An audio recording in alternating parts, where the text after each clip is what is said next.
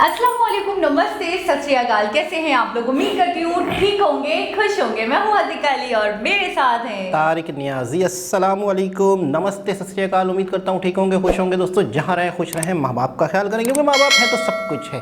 Channel को subscribe, video को like, दोस्तों के साथ शेयर, बेल आइकन को प्रेस करना बिल्कुल ना भूलें ताकि आने वाली हर वीडियो का नोटिफिकेशन आपको टाइम टू टाइम मिलता रहे। तो आज की हमारी वीडियो है बहुत इंफॉर्मेटिव। सो स्टार्ट करते हैं अपनी वीडियो को। Let's start. ओके गाइस, तो वीडियो का टाइटल है how UPI has revolutionised India's digital economy, can India export UPI to other countries. तो स्टार्ट करते हैं वीडियो को। दोस्तों अप्रैल 2009 में सारे पेमेंट मैकेनिज्म को इंटीग्रेट करने के ऑब्जेक्टिव के तहत national payment corporation of India का गठन किया गया। मार्च 2011 में आरबीआई ने पाया कि on an average per year India में हर इंडिविजुअल ने केवल 6 नॉन कैश ट्रांजैक्शन किए, जबकि 10 million retailers card based payment accept करने को रेडी थे। इस डिजिटल ट्रांजैक्शन के गैप को फुलफिल करने के लिए आरबीआई ने 2012 में आने वाले 4 सालों के लिए एक विजन स्टेटमेंट रिलीज किया, जिसके तहत एक safe, efficient, accessible, inclusive, interoperable और ऑथराइज पेमेंट सिस्टम इंडिया में डेवलप किया जाएगा। इस सिस्टम को ग्रीन इनिशिएटिव का हिस्सा होना था, जिसके तहत डोमेस्टिक पेमेंट मार्केट में पेपर के यूज को कम करने का उद्देश्य था। दोस्तों यूपीआई या यूनाइटेड पेमेंट इंटरफेस का डेवलपमेंट कुछ यूँ हुआ। 2016 में यूपीआई को पब्लिक यूज के लिए ऑफिशियली लॉन्च कर दिया गया था। अपने लॉन्च होने के बाद से ही यूपीआई ने इंडिया में एक्सपोनेंशियल ग्रोथ देखा, जिससे इंडिया वर्ल्ड का largest real time payment market बनकर उभरा। एसीआई वर्ल्ड वाइड और ग्लोबल डेटा के अनुसार 2020 में इंडिया ने 25.5 बिलियन यूपीआई बेस्ड ट्रांजैक्शन देखे, जो यूनाइटेड स्टेट्स और चाइना से काफ़ी ज़्यादा थे।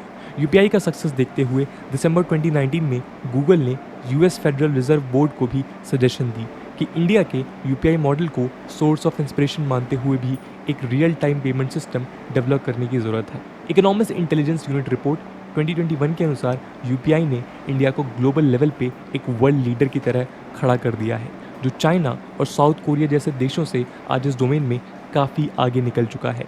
दोस्तों हमारे आज के इस वीडियो का मकसद इंडिया में यूपीआई की डेवलपमेंट को ट्रेस करना है, जिसके तहत हम जान सकेंगे कि कैसे इंडिया यूपीआई के जरिए डिजिटल ट्रांजैक्शन सिस्टम में एक रिवॉल्यूशन लाने में सक्षम हुआ है। इस डिस्कशन के माध्यम से हम यूपीआई के ग्लोबल प्रोस्पेक्ट्स पे भी चर्चा करेंगे, जिसे यूटिलाइज कर इंडिया मास्टर कार्ड और वीज़ा जैसे ट्रांजैक्शन प्लेटफॉर्म्स को रिप्लेस कर सकता है। आइए दोस्तों शुरू करते हैं आज का डिस्कशन। नमस्कार दोस्तों, मेरा नाम है आदर्श और स्वागत है आपका स्टडी आईक्यू में।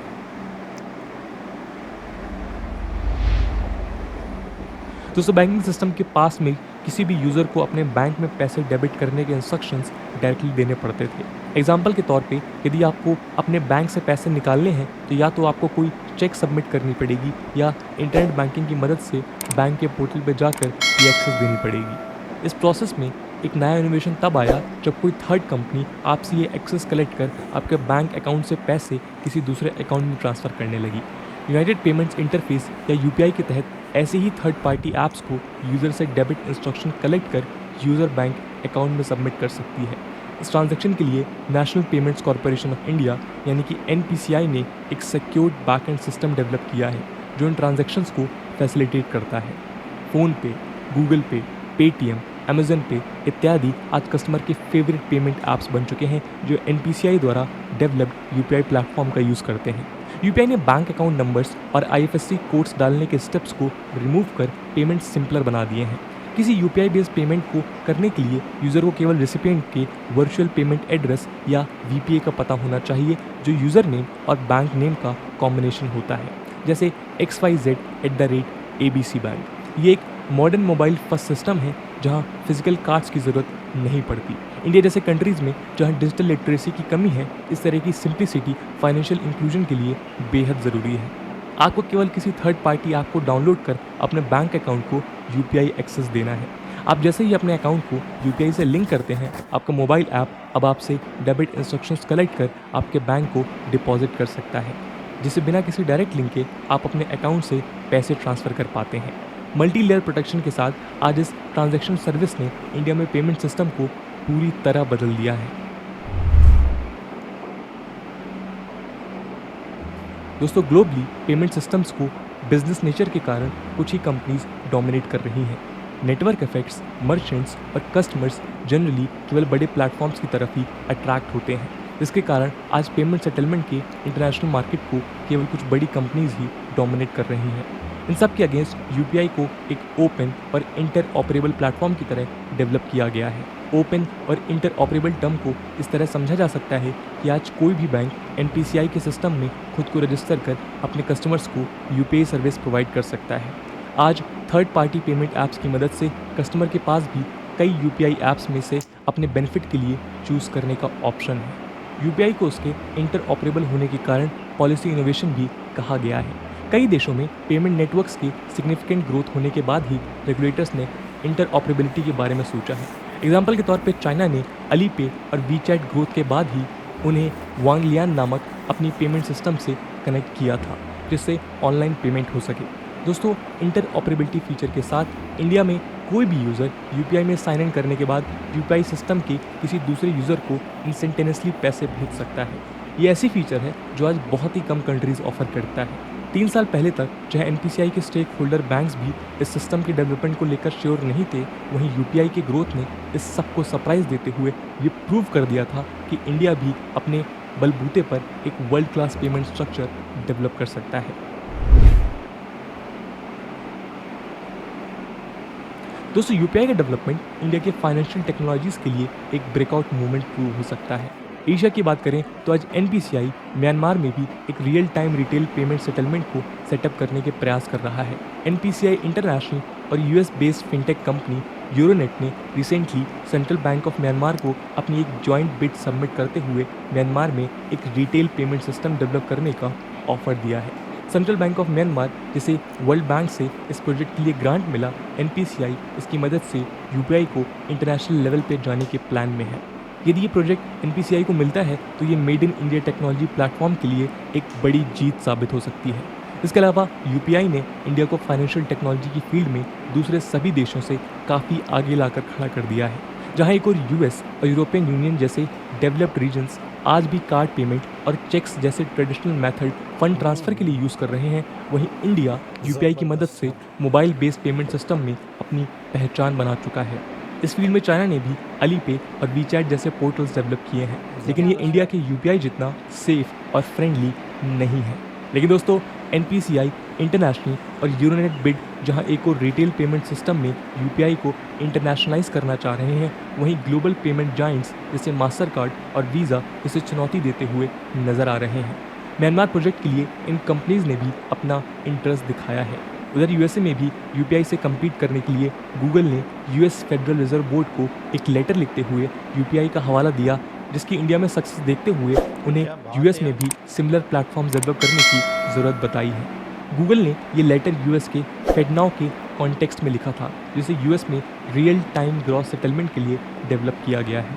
गूगल ने बताया कि यूपीआई एक इंटर बैंक ट्रांसफ़र सिस्टम है जो रियल टाइम सिस्टम की ही तरह काम करता है।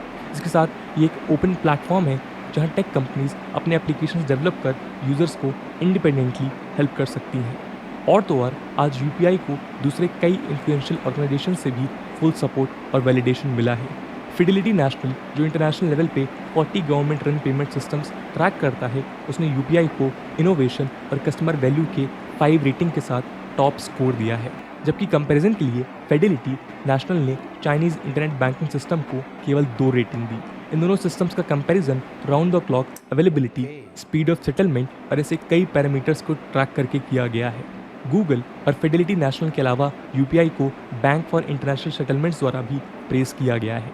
दोस्तों, यदि एनपीसीआई यूरोनेट बिड म्यांमार में सक्सेसफुल हो जाती है तो ये यूपीआई को यूएई, सिंगापुर और मलेशिया जैसे एशियन मार्केट्स में इंट्रोड्यूस करने में हेल्पफुल होगा। पोटेंशियली इंडिया यूपीआई के जरिए टेक डिप्लोमेसी को यूज़ कर कई रीजन्स में inter operable payment network setup कर सकता है। एग्जाम्पल के तौर में जर्मनी समेत पूरे यूरोपियन यूनियन ने स्विफ्ट नेटवर्क की तरफ अपनी मिसगिविंग्स व्यक्त की हैं। कारण है यूएस द्वारा इंटरनेशनल पेमेंट सिस्टम्स को डोमिनेट करना। ये मुद्दा ज़्यादा उभर के आया था जब डोनाल्ड ट्रंप ने जीसीपीओ से एग्जिट कर ईरान पर सैंक्शंस लगा दिए थे। दोस्तों, आज स्विफ्ट लगभग $5 ट्रिलियन डेली ट्रांजैक्ट करता है। इंडिया यूपीआई के लिए ऑल्दो स्विफ्ट जैसे इंटरनेशनल जायंट को इमीडिएटली रिप्लेस करना पॉसिबल नहीं होगा, लेकिन यदि फ्यूचर में टेक डिप्लोमेसी के माध्यम से गवर्नमेंट ऑफ इंडिया इसे प्रमोट करती है तो फाइनेंशियल टेक्नोलॉजी में ये किसी रिवॉल्यूशन से कम नहीं होगा। दोस्तों यूपीआई का आर्किटेक्चर कुछ ऐसा है जिसे शायद दूसरे देशों द्वारा अपने बिजनेस और पॉलिटिकल लैंडस्केप्स में इंटीग्रेट करने में कठिनाइयाँ आएँ। एग्जाम्पल के तौर पे जहाँ एक और US federal reserve competing payment system को ऑपरेट करने के लिए बैंक से क्रिटिसिज्म झेल रहा है, वहीं RBI real time gross settlement systems operate करने में कंफर्टेबल है। इसके अलावा जहां यूपीआई ट्रांजैक्शंस का कोई चार्ज नहीं लेती है, वहीं यूएस के बैंक्स अपने इंटर बैंक ट्रांजैक्शन फीस को गिव अप करने के टोटली अगेंस्ट है। इसके अलावा यूपीआई का स्ट्रक्चर पेमेंट्स के इंटरऑपरेबिलिटी पे भी एम्फेसाइज करता है। ये ऐसी फीचर है जिसे वर्ल्ड के दूसरे बैंक्स शायद कंफर्टेबली एक्सेप्ट ना करें। दोस्तों इंटरऑपरेबिलिटी को सुनिश्चित करते हुए यूपीआई किसी एक बैंक को दूसरे बैंक अकाउंट से इंफॉर्मेशन एक्सेस कर पेमेंट इनिशिएट करने का एक्सेस देता है। इंडिया में इसे बैंक पेमेंट सिस्टम में कॉम्पिटिटिवनेस लाने के लिए इनिशिएट किया गया था, लेकिन इस मॉडल के साथ एक राइवल बैंक को एग्जिस्टिंग अकाउंट होल्डर्स के पेमेंट डेटा मिल सकते हैं, जिससे वो उन्हें सर्विसेज ऑफर कर सकता है। दोस्तों यूपीआई का फॉर्मेशन गवर्नमेंट के सपोर्ट के बिना मुमकिन नहीं था। इनफैक्ट 2016 में डीमोनेटाइजेशन एक्सरसाइज करने के बाद यूपीआई एप्लीकेशन को प्राइम मिनिस्टर नरेंद्र मोदी द्वारा वाइडली प्रमोट किया गया था। वर्ल्ड की दूसरी कंट्रीज़ के लिए ऐसी पॉलिटिकल और बिजनेस बिल रेप्लिकेट करना मुश्किल होगा, जिससे यूपीआई जैसे प्लेटफॉर्म्स का डेवलपमेंट किया जा सके। लेकिन अल्टीमेटली डिप्लोमेसी के सहारे गवर्नमेंट ऑफ इंडिया हॉस्टिलिटीज़ को शांत कर न्यू आइडियाज़ को प्रोपगेट कर सकती है। एग्जाम्पल के तौर पे दोस्तों जैक मा, जो भले ही चाइनीज़ रेगुलेटर्स द्वारा क्रैकडाउन फेस कर रहे हैं, लेकिन उनके द्वारा डेवलप किए गए क्यूआर कोड्स का आइडिया इंडिया में भी पेमेंट्स के लिए को ऑप्ट किया गया है। Similarly account to account real time transaction ideas आज यूनाइटेड स्टेट्स और यूरोप जैसे रीजन्स में प्रोमिनेंस गेन कर रहे हैं। इंडिया के लिए ये एक अपॉर्चुनिटी बन सकती है। दोस्तों लास्ट ईयर ही ये अनुमान लगाया गया था कि आने वाले 1000 डेज़ के अंदर यूपीआई वीज़ा और मास्टर कार्ड को ओवरटेक करने वाला है। आरबीआई की रिपोर्ट के अनुसार फाइनेंशियल ईयर 18 से फाइनेंशियल ईयर 20 के दौरान यूपीआई ट्रांजैक्शन 13 टाइम्स से ज़्यादा बढ़ चुके हैं और इसके इन ट्रांजैक्शंस की वैल्यू 20 टाइम्स से ज़्यादा है। लास्ट मंथ काउंट के अनुसार यूपीआई के थ्रू सितंबर के मंथ में 3.5 बिलियन ट्रांजैक्शंस हुई, जिनकी वैल्यू 6.5 लाख करोड़ से अधिक थी। दोस्तों यदि इस प्लेटफॉर्म को इंटरनेशनल लेवल पे प्रमोट किया गया तो इसमें कोई शक नहीं है कि ये वीज़ा, मास्टर कार्ड या स्विफ्ट जैसे प्लेटफॉर्म्स को आने वाले समय में इंडिया की यूपीआई के लिए एक कड़ी चुनौती देगा। इंडिया 2025 तक खुद को 5 ट्रिलियन इकॉनमी बनाने का लक्ष्य रखता है। कोरोना वायरस पैंडेमिक द्वारा स्लो डाउन के बाद यूपीआई बेस्ड सर्विसेज इस गैप को फुलफिल करने के लिए आइडियल हो सकती हैं। इस डोमेन में वर्ल्ड के दूसरे फाइनेंस टेक जाइंट्स आज इंडिया से काफ़ी पीछे हैं। इस लीप फॉरवर्ड का फ़ायदा उठाकर इंडिया खुद को वर्ल्ड की फाइनेंशियल टेक्नोलॉजी लीडर बना सकती है। तो दोस्तों ये थी कहानी यूपीआई की और कैसे यूपीआई ने बहुत ही ज़बरदस्त और एक इन्फॉर्मेटिव वीडियो थी। एक इसको मैं कहूँगा एक अपडेट थी।